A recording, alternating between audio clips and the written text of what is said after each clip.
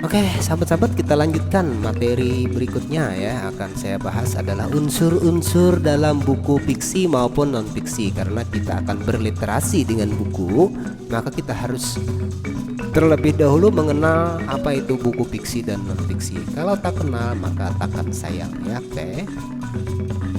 Apa unsur-unsur yang ada pada buku fiksi maupun buku non-fiksi? Oke, sahabat-sahabat, yang pertama ya, buku fiksi itu ada unsur intrinsik dan ada unsur ekstrinsik ya. Apa itu unsur intrinsik? Itu unsur yang ada pada cerita itu sendiri, karena buku fiksi itu pasti bercerita ya.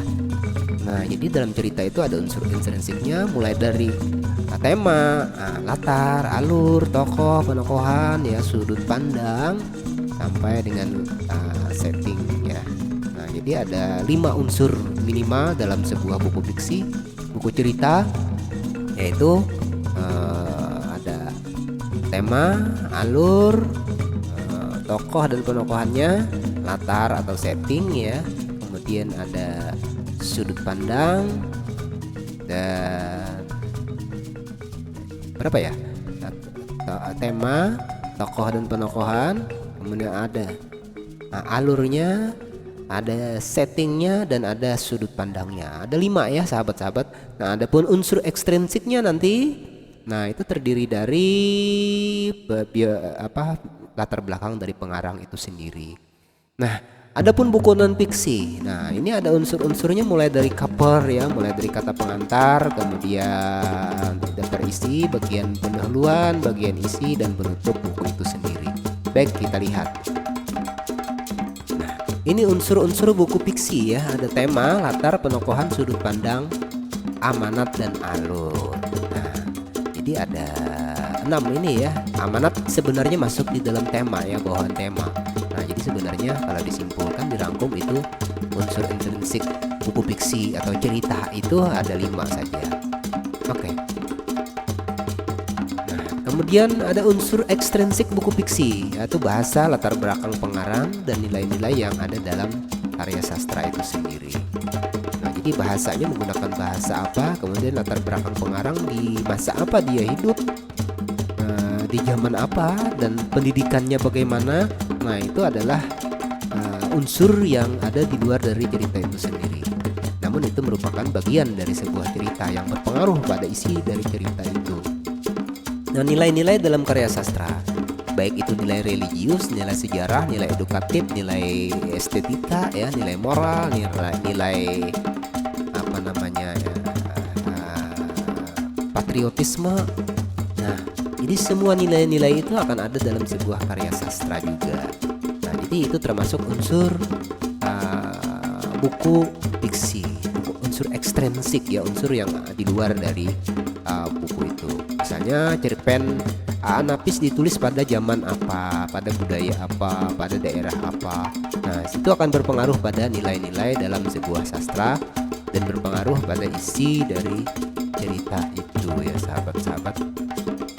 Baik, unsur buku non fiksi. Nah, sudah saya sebutkan tadi ada istilah prakata atau kata pengantar ya sahabat-sahabat. Nah, sebelumnya itu ada covernya. Nah, kemudian ada daftar isi sebagai kerangka dari tulisan itu sendiri. Nah, kemudian ada pendahuluan. Pendahuluan ini biasanya berisi latar belakang penulisan buku itu, tujuannya, dan bahasan-bahasan atau rumusan permasalahan yang akan dibahas di buku itu. Nah, isi adalah penjabaran dari pendahuluan itu sendiri. Nah, kemudian penutup adalah kesimpulan ya, kesimpulan dari isi buku itu secara keseluruhan.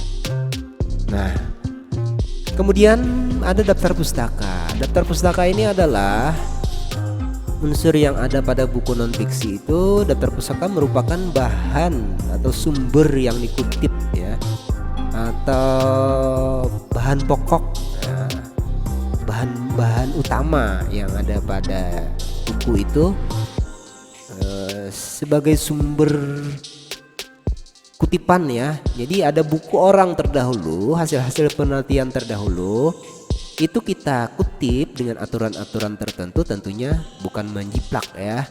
Nah, jadi ada aturan cara kita mengutip dalam sebuah karangan non fiksi ya, karya ilmiah namanya. Non fiksi ini karya ilmiah, karya keilmuan.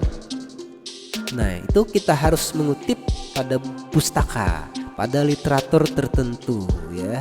Nah, bukunya disebut literatur, prosesnya disebut dengan literasi. Oke, ya sahabat-sahabat. Nah, jadi ada unsur-unsur yang sangat berbeda jauh antara buku non fiksi dengan buku fiksi ini ya. Nah, jadi kalau buku fiksi itu berupa hayalan, bukan dari fakta dan data. Kalau buku non fiksi ini adalah buku keilmuan atau buku ilmiah. Oke, sahabat-sahabat ya. Kira-kira apa yang sudah saya sampaikan tadi sudah bisa dipahami. Oke. Nah, mudah-mudahan apa yang saya sampaikan bisa bermanfaat buat sahabat-sahabat semuanya ya. Jangan lupa untuk terus dukung channel saya ini agar bisa terus berbagi ilmu. Subscribe ya, like, bagikan materi ini sebagai amal jariah. Anda mungkin tidak memerlukan, tapi mungkin orang lain akan memerlukan ya. Oke sahabat-sahabat, dengan subscribe, like, bagikan materi ini, maka akan mendukung terus agar kami bisa terus berbagi ilmu. Oke sahabat-sahabat semuanya, terima kasih. Mohon maaf atas segala kekurangan.